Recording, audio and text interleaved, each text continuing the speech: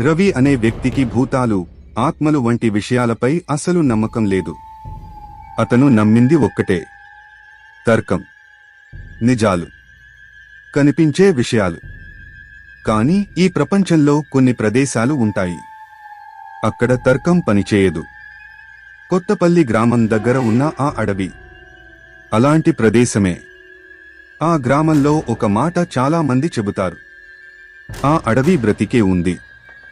జంతువులతో కాదు, పక్షులతో కాదు, ఏదో పాతదైన చూసే ఒకదానితో.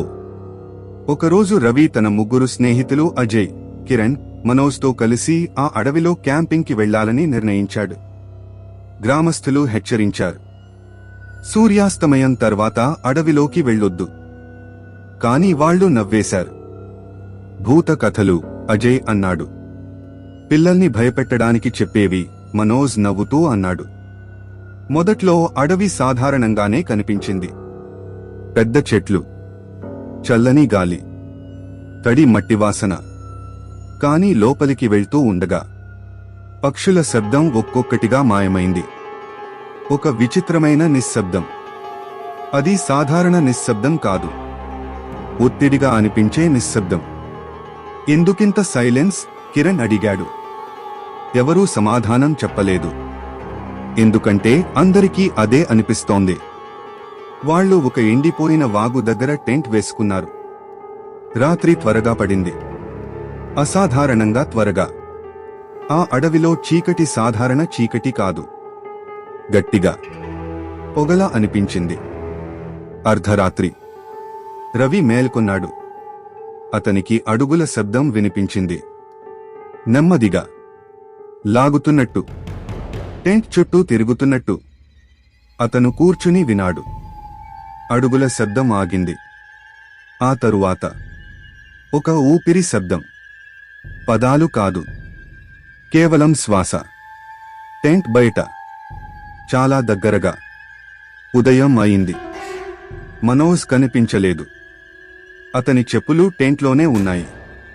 ఎక్కడా అడుగుల ముద్రలు లేవు, ఎలాంటి పోరాటం గుర్తులు లేవు. అతను అంతే మాయమయ్యాడు.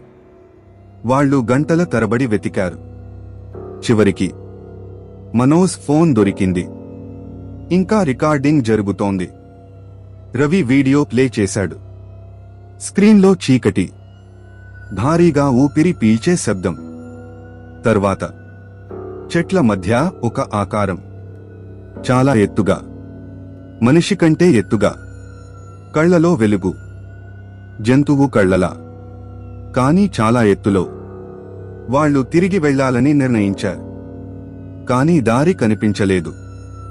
ఏ దిశ చూసినా ఒకేలా ఉంది: చెట్లు, పొగ, నిశ్శబ్దం. అజయ్ భయపడటం మొదలుపెట్టాడు. మనము తిరుగుతున్నాం, ఇదే దారి మళ్లీ వస్తోంది. అప్పుడు వాళ్లు ఒక చెట్టు చూశారు. దానిపై పేర్లు చెక్కబడి ఉన్నాయి, చాలా పేర్లు. చివరలో ఒక కొత్త పేరు: మనోజ్. ఆ రాత్రి అడవి నిశ్శబ్దంగా లేదు. కొమ్మలు విరిగే శబ్దం, ఆకులు కదలడం, ఏదో పెద్దది నడుస్తోంది, చాలా దగ్గరగా. కిరణ్ టెంట్ బయట చూశాడు. అతను ఒక్కసారిగా అరిచాడు. అందరూ బయటకు పరుగెత్తారు. ఏమీ లేదు. కానీ కిరణ్ వణికుతున్నాడు. నేను చూశాను, అది నీ వెనుక నిలబడి ఉంది. రవి నెమ్మదిగా తిరిగాడు. అక్కడ నేలపై భారీ అడుగుల ముద్రలు ఉన్నాయి. అవి అతను కూర్చున్న చోట వరకు వచ్చాయి. వాళ్లు పరుగెత్తారు. ఎటు వెళ్తున్నారో తెలియదు. పరుగెత్తుతూనే ఉన్నారు. చివరికి ఒక పాడైపోయిన రాతి మందిరం కనిపించింది. లోపల గోడలపై గుర్తులు ఉన్నాయి. ఒక వాక్యం చెక్కబడి ఉంది: సూర్యాస్తమయం తర్వాత లోపలికి వచ్చే వారిని ఇది వేటాడుతుంది. అప్పుడే వెనుక నుంచి ఊపిరి శబ్దం వినిపించింది, భారీగా, వేడిగా. రవి తిరిగాడు. అతను చూశాడు. చెట్లంత ఎత్తుగా ఉన్న ఒక నీడ. కళ్లలో ఎర్రటి వెలుగు. ముఖం లేదు, కేవలం చీకటి. రవి ఒక్కరే బయటకు వచ్చాడు. ఉదయం రోడ్డుపై తిరుగుతూ పోలీసులు కనుగొన్నారు. పోలీసులు అడవిని వెతికారు. ఏమీ దొరకలేదు. టెంట్లు లేవు, మందిరం లేదు, ముద్రలు లేవు, కేవలం చెట్లు. మరి ఒక చెట్టు మీద 4 కొత్త పేర్లు చెక్కబడి ఉన్నాయి: రవి, అజయ్, కిరణ్, మనోజ్.